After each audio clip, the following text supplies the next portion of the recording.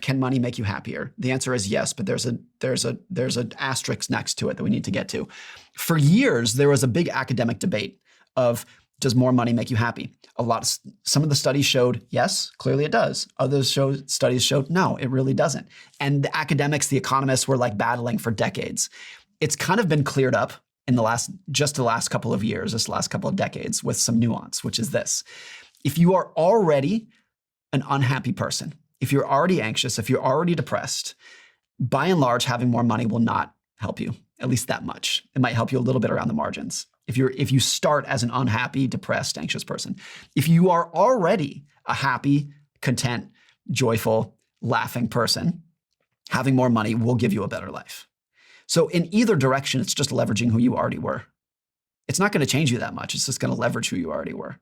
Very similar to, like, they say this about power. Like, once you gain power in politics or something, it just leverages the personality that you already had. Money is very much like that. And so it's not a panacea in the sense of like, oh, like if you're miserable, like if you had more money, it's going to clear up your problems. It can make some of your problems a little bit easier to deal with.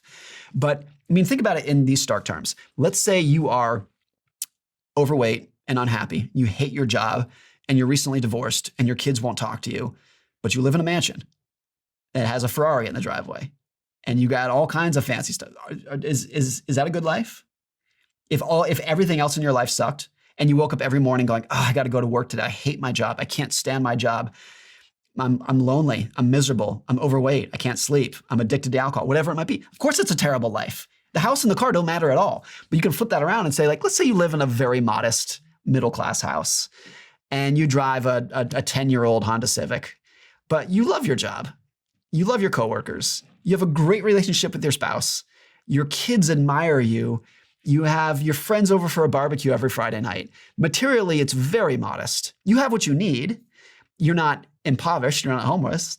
You have the food that you want, the shelter that you want, but you would be an absolute maniac to choose the miserable person in the mansion versus the content, happy person in the middle-class house. If your goal is to live a good life, it's psychotic to pick one over the other.